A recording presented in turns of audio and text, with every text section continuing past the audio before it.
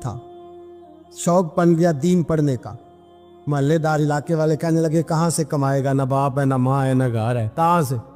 हजरत रूमी कहते हैं नौजवान ने जंगल में झोंपड़ी लगा ली। वहाँ वो सुबह मदरसे जाता, शाम को जंगल में रहता, वहाँ अल्लाह अल्लाह करता, सबक याद करता। एक दिन बादशाह की बेटी रास्ता भूल गई, जंगल में आई सहेलियों के साथ, बॉडीगार्ड भी साथ थे पर रास्ता भूल गई। खोती खोती शाम हो गई, ऐसी खोई कि जब रात गहरी हो गई तो आके उस नौजवान के पास रुकी और चिल्लाने लगी। शेर के दौड़ने की आवाज आती है, भेड़िए के बोलने की आवाज आती है। नौजवान अकेला, सहेलियां बिछड़ गई, गार्ड बिछड़ गए। कहने लगी मैं परेशान हूँ, मुझे जगह मिल जाएगी। नौजवान कहता मैंने शहजादी देखी और मुझे भी पता था कि घर एक ही है और आग को अंदर से दरवाजा भी बंद करना पड़ता है, जंगल जानवर भी आ जाते। कहते मेरी छोटी सी कुटिया में, झोंपड़ी में वो आई, रो के कहने लगी सहारा कोई नहीं, अगर मैं पीछे निकलूंगी तो भेड़िए खा जाएगा। कहते मैंने उसे जगह दे दी। अकेली औरत, चिराग जल रहा है, सबक याद कर रहा हूँ। मेरे नबी पाक ने फरमाया जहां मर्द औरत अकेले हो तीसरा शैतान होता है। और शहजादी, वो बच्चा कहता है सबक याद करता रहा सारी रात। वो बच्ची को कहा सो जा, पर वो कहती है नींद मुझे भी कहाँ आई। ऐसे मौक़ों पर नींद, सारी रात सबक याद करता। थोड़ी थोड़ी देर के बाद चिराग जलता तो उस पर उंगली रखता, हाथ जलता तो पीछे खींच ले, फिर दूसरी उंगली रखता, थोड़ी देर के बाद जलता तो खींच ले, हाथ सारा जल गया। सुबह किरणें चमकी तो कहने लगा चल निकल जा, दौड़ जा, बस बड़ा सब्र का इम्तिहान हो गया, चली जा। शहजादी बाहर निकली, सिपाही ढूंढ रहे थे। बादशाह खुद जंगल में निकला हुआ था, मेरी बेटी मिल गई। बादशाह तन्हाई में जाके कहने लगा बेटा मैं दुनिया को बताऊंगा कि मेरी बेटी खोई नहीं थी, सिपाही साथ ही थे। ये बड़ा मुश्किल होता है, बेटी तो भूल के भी रात कहीं रह पड़े तो लोग जीने नहीं देते, तो बेटा मुश्किल हो जाएगा मेरे लिए। कहाँ थी? उसने कहा नेक नौजवान के पास। उसने कहा बेटा मैं तो तेरी बात मानूंगा पर दुनिया नहीं मानेगी। अगर उस नौजवान ने किसी को बता दिया कि तू उसके पास थी तो फिर लोग मेरा जीना मुहाल कर देंगे। बेटा मैं मर जाऊंगा, मेरी मजबूरी ये है कि वो कहीं राज ना उगल दे वो नौजवान, उसे कत्ल करना पड़ेगा। औरत ने मिन्नतें की, उस बेटी ने कहा मेरे मौसम को मारोगे, रोई। और वो कहने लगा मैं बादशाह, वो मेरा अपना विकार है, मैं उसको छोड़ नहीं सकता, गिरफ्तार कर लाए सिपाही। वक़्त तय हो गया सजा का। अकेले कारकोशरी में रखा गया, जो उसके खास एतबार वाले थे उनकी ड्यूटी लगाई। बादशाह ने बुलाया, पहले बिलम आया। औरत कहने लगी, बेटी कहने लगी एक दफा तो बुलाओ ना, एक सवाल बस पर्दे में रह के पूछना है और फिर जो आपका जी चाहे, मेरे मौसम को मारना तो है, तो मर्जी आपकी। सामने खड़ा किया नौजवान, पर्दे के पीछे औरत खड़ी हो गई। बादशाह बीच बैठ गया। बीबी कहने लगी सारी रात बेदार मैं भी रही, सोया तू भी नहीं। वो जो तू चिराग के करीब हाथ लगा के जलाता था वो समझ नहीं आई। नौजवान रो पड़ा, कहने लगा क्या करूं, मैंने रसूलुल्लाह का दीन पढ़ा है, क्या करूं, मैंने हुजूर का दीन पढ़ा है। मैंने पढ़ा है कि जानी को सबसे नीचे दोज़ख के सबसे निचले दर्जे में जलाया जाए, उसे जहन्नमियों का पीप और रेशा पिलाया जाए, कंद खिलाया जाए। ये रवायतें पड़ी हुई थी। थोड़ी थोड़ी देर के बाद शैतान मुझे कहता था बदकारी कर ले।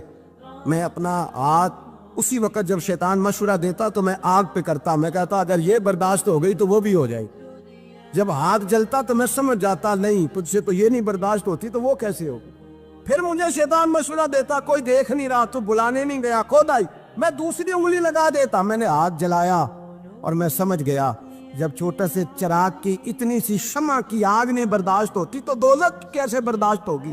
कहते मैं बाज आया। बादशाह ने ये कहानी सुनी, लफ्ज सुने तो चीख मार के रोया।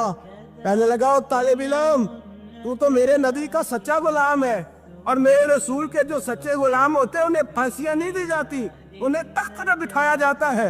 अब तुझे सजा नहीं होगी बल्कि मैं अपनी बेटी का निकाह तेरे साथ करूंगा और मेरे बाद इस सल्तनत का बादशाह भी तू ही बनेगा। अब वो नौजवान वहां नारे लगा रहा है, कहता लोगों तुम मुझे कहते थे दीन से क्या मिलता है, दीन से तो अल्लाह तख्त ताज भी अता फरमा देता है। अगर नौजवान शर्मो हया वाले बन के रहे अल्लाह सारी इज्जतें दे देगा। देखे ना अल्लाह के फजल से इज्जत मिलती है और जब कोई इज्जतदारों जैसा काम ही ना करे। एक बात और अर्ज करनी है पर वक्त थोड़ा रह गया। जवानों मैं ना जब कभी परेशान होता हूँ ना तो मैं ये वाली बात खोल के पढ़ता हूँ वाला, ये बात ढारस बनाती है। ढारस توانائی دیتی ہے, پورا مضمون باندھا ہے. اعلیٰ حضرت کہتے ہیں بہروپیہ تھا, مداری, روپ بدل بدل کے دکھایا کرتا تھا, بادشاہوں سے انعام لیتا تھا. ایک دن اورنگزیب عالمگیر کے پاس آ گیا, کہنے لگا میں روپ بدلوں گا, اگر آپ پہچان نہ سکے تو میں انعام لوں گا. آپ نے فرمایا میں کوئی ایسے ویسا بادشاہ نہیں. کہا مجھے دھوکہ دینا مشکل ہے. کہا نہیں, میں روپ بدلوں گا. حضرت اورنگزیب عالمگیر بڑے نیک بادشاہ گزرے, بڑے پرہیزگار. وہ بے روپیہ کہنے لگا میں روپ بدلوں گا, آپ نہیں پہچان سکیں گے. فرمایا چل جتنا تیرے اندر زور ہے لگا لے. حضرت نے اعلان کیا کہ میں نے فوجی بھرتی کر دے, 2 ماہ کے بعد ٹیسٹ ہوگا. وہ 2 مہینے دوڑتا رہا, رنگ روپ بناتا رہا, آیا ٹیسٹ دینے, 2-3 سپاہیوں کا امتحان لیا. اس کی باری آئی تو 10 روپے دیے, کہنے لگے تیرے آنے جانے کا کرایہ میں نے تجھے پہچان لیا ہے. کچھ دنوں کے بعد جانے لگے سفر پر, تو بھکاری آ گئے خیرات مانگنے. اس نے بھی سارے منہ پر سیاہی مال لی, کپڑے پھاڑ لیے, سر کے بال مڈا لیے, پگے تک کٹا لی, بدرنگ ہو کے آیا. کاسا آگے کیا تو حضرت نے 10 روپے ڈالے, کہنے لگے تیرے آنے جانے کا کرایہ میں نے پہچان لیا ہے. کچھ دن گزرے تو ٹیچر کی ضرورت تھی. اس نے مونچھیں بڑی کر لی, داڑھی نکلی لگا لی, سر پہ جنا کیپ پہن لی, ایک شیروانی لے لی اور ہاتھ میں چھڑی پکڑ کے آیا. کہنے لگا میں استاد ہوں, 2-4 بندوں کا امتحان لیا, اس کی باری آئی تو 5 روپے دیے, 10 روپے دیے, کا تیرا کرایہ میں نے پہچان لیا. 2 سال گزر گئے. وہ جب بھی آتا حضرت پہچان لیتے. ایک دن سفر پہ جا رہے تھے, بہت بڑا لشکر تھا, جہاد کرنے جا رہے تھے اورنگزیب عالمگیر. تو دیکھا ایک پہاڑی ہے, پہاڑی پہ لوگ جا بھی رہے ہیں آ بھی رہے. اورنگزیب عالمگیر پوچھنے لگے یہاں کیا ہے؟ کہنے لگے بابا جی بیٹھے ہیں دعا کرتے ہیں, اللہ کے نیک بندے ہیں. اورنگزیب کہنے لگے یار پرانے لوگ سارے ہی اللہ والوں کو مانتے, یہ بھی مصیبت آئی ہے جتنی نہیں آئی ہے, سارے لوگ ہی مانتے. کہنے لگے ذرا میں دعا نہ کرا لوں, بچے کام جا رہا ہوں.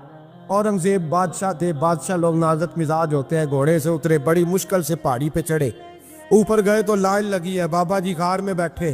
کہنے لگے میں نے ملنا, میں اورنگزیب ہوں. انہوں نے کہا ہمارا بابا اس طرح کا پیر نہیں کہ امیر آئے تو رنگ اور ہو, غریب آئے تو اور ہو, یہاں اگر ملنا ہے تو لائن میں لگ جاؤ, سب ایک جیسے. اب لائن میں کھڑے ہو گئے, 50 آدمی آگے تھے, کہتے 51واں نمبر تھا. تھک گیا دھوپ میں کھڑا کھڑا. جب میں پہنچا غار کے دہانے تو میں نے بابا جی کے چہرے پہ نظر ڈالی تو بڑا نورانی چہرہ, بڑی خوبصورت لب و لہجہ. میں نے کہا میرے جیسا آدمی بھی پگڑی باندھ لے تو اچھا لگنے لگ جاتا ہے, بڑا خوبصورت انداز. کہتے ہیں میں ان کے پاس اتحیات کی حالت میں بیٹھ گیا. میں نے کہا حضور میں جا رہا ہوں جہاد کرنے, دعا کرنا. بزرگوں نے ہاتھ اٹھائے, اللہ اس کی مدد فرما, دین کو غلبہ عطا فرما, اسے دین کا سچا پکا سپاہی بنا. پھر تھپکی دی, 2-4 نصیحتیں نکال ڈالی. دیکھنا ظلم نہ کرنا, زیادتی نہ کرنا, جب تو جیت کر نہ کرنا, غرور نہ کرنا, نصیحتیں بھی کر دی. کہتے ہیں اب جب میں اٹھا تو 2-4 دینار بطور نذرانہ مسلح کے نیچے رکھے, اور الٹے قدم جب میں غار سے اترا انہوں نے رومال جھاڑا اور اٹھ کے کھڑے ہو گئے. کہنے لگے آج نہیں تو نے پہچانا, آج نہیں تو نے پہچانا, میرا انعام بنتا ہے, آج نہیں پہچانا, لا پیسے. اورنگزیب کہنے لگا یار تو نے حد کر دی, کہاں چڑھا کہاں کھڑا رہا, دھوپ میں تھک گیا, کمال کر دی بھائی تو نے. پتا تو کیا لے گا, اب تو جلدی بتا, وہ کتنے لوگ پیچھے دھوپ میں کھڑے ہیں, لشکر سارا کھڑا ہے, کیا لے گا؟ اس نے کہا سب سے قیمتی ہیرے وہ ہے جو تیرے سر کے تاج میں لگے ہوئے, مجھے تیرا تاج چاہیے. او بھائیو سننا اور یاد رکھنا, میرے اعلیٰ حضرت کہتے ہیں بادشاہ نے سر کے اوپر سے تاج اتارا, بہروپیے کے قدموں میں رکھا اور کہنے لگے یہ لے, اور یہ تو تیرا مانگنے پر میں نے دیا ہے نا, میں واپس آتا ہوں تو آنا میں اپنی مرضی سے بھی تجھے دوں گا. تو نے اورنگزیب جیسے بندے کو دھوکہ دیا, آنا میں اس وقت بھی دوں گا. وہ دے کر بس بات ختم ہو گئی, حد ہو گئی. دے کر کہتے ہیں جب میں پلٹا نا واپس, بہروپیے نے آواز دی بادشاہ ٹھہر جا. تو میں نے پلٹ کے دیکھا تو کہنے لگے یہ اپنا تاج لے جا, اٹھا اور لے جا. میں نے کہا 2 سال بیت گئے تجھے محنت کرتے, آج قابو آیا تو لے جاؤ. کہنے لگا لے جا, مسئلہ سمجھ میں آ گیا. میں نے کہا مجھے بھی تو سمجھانا. کہتے ہیں وہ پھوٹ پھوٹ کے رویا, اس کی آنکھیں برس پڑی, سیلاب کی طرح آنسو بہہ نکلے, تڑپا اور رو کے کہنے لگا بادشاہ میں نے جھوٹ موٹ رسول اللہ کی غلامی اختیار کی تھی, جھوٹ موٹ کی داڑھی, جھوٹ موٹ کی پگڑی, جھوٹ موٹ کا فقر, میں نے جھوٹ موٹ نبی پاک کا لباس پہنا ہے, تو تیرے جیسے بادشاہوں کے تاج میرے قدموں میں آ گئے ہیں. अगर मैं सचमुच रसूलुल्लाह का गुलाम बनूंगा तो अल्लाह क्या कुछ अता फरमाए, अल्लाह कितनी नेमतों से नवाजे। मेरे आला क्या फरमाते हैं, आला हज़रत फरमाते हैं फरिश्ते भी करते हैं ताज़ीम मेरी। कौन जी? अल्लाह। ऐसा अकीदा भी कम मिलेगा जो बरेली के इमाम का अकीदा है, ऐसा भी कम। कहते हैं फरिश्ते भी करते हैं ताज़ीम मेरी। क्यों? फरमाने लगे फिदा हो के उन पर ये इज्जत मिली। बगदाद के एक दरवेश आलिम थे, तो वो जब भी नमाज पढ़ाते ना तो किसी ताजर की 2 बीवियों के बारे में दुआ मांगते। तवज्जो है मेरी बात पर? नमाज पढ़ाते तो कहते अल्लाह उस ताजर की 2 बीवियों को अपनी खास रहमतें अता फरमा।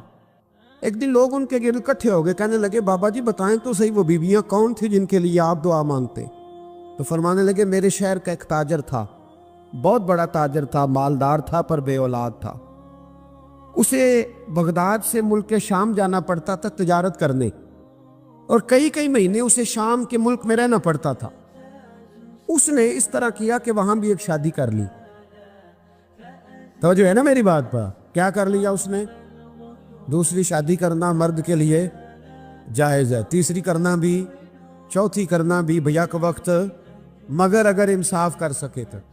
अगर चारों में हम ना आधा मसला सुनते हैं और आधा ही बयान करते हैं, अगर इंसाफ ना कर सके फिर उसके लिए 4 जायज़, फिर वो एक ही रखेगा। तो अजीज दोस्त, दूसरा निकाह कर लिया, शादी हो गई। अब वो वहाँ कुछ ज़्यादा वक्त गुजारने लगा, मालदार आदमी था, बीवी को मकान भी लेके दे दिया।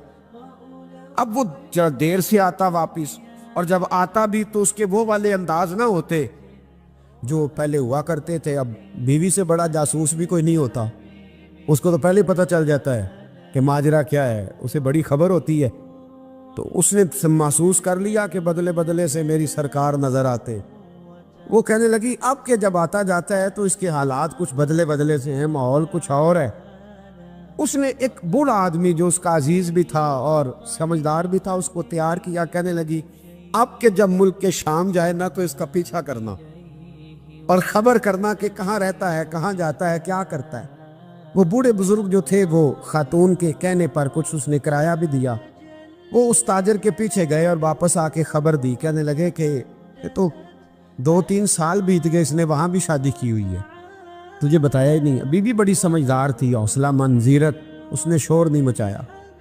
उसने कहा कि मैं ना अब जब आएगा ना तो तरीके से बात करूंगी और पूछूंगी कि ऐसा क्यों किया। और ये भी उसने आके बताया कि अगर तेरे साथ निकाह के बाद उसे औलाद नहीं मिली तो औलाद वहां भी कोई नहीं, ये मुकम्मल तफसीलात। अब जब इस दफा खामंद आया तो आते ही वो बीमार हो गया, कमजोर होने लगा। अब खातून ने मुनासिब नहीं समझा कि आते ही धड़ाम से मैं उसके सर पर ये ठोड़ दूं कि तूने निकाह किया हुआ है और मुझे बताया नहीं। वो जरा तसल्ली में रही, कुछ वो बीमार था, हौसला रखा, खिदमत करती रही। कुछ दिन गुजरे तो वो ताजर इंतकाल कर गया, फौत हो गया।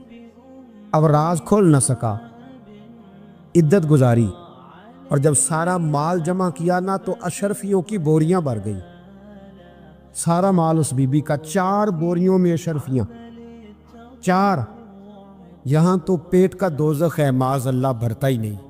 हाल में मजीद, हाल में मजीद। वो जो कहते थे ना कि बस बाहर चला जाऊं और बाहर मैं कुछ थोड़े से पैसे कमा के 2-3 साल में लौट आऊँगा, फिर यहाँ आके कोई कारोबार करूँगा, वो गए हैं तो वापस नहीं आए। वो जो कहते थे ना बस मैंने इतना सा कारोबार करना है कि मकान बन जाए, उन्होंने 4 मकान भी बना लिए हैं, लेकिन ब्रेक, हल में मजीद की दौड़ है। अब 4 बोरियां उस औरत ने छुपाए रखी। कोई बंदा नहीं जानता बगदाद में कि मुल्क के शाम में ताजर की दूसरी बीवी भी है। जब वो फारिग हुई तो उसने उस बूढ़े जासूस को फिर बुलाया और 2 बोरियां ऊंट पे रखी, खुद भी साथ बैठी और मुल्क के शाम गई।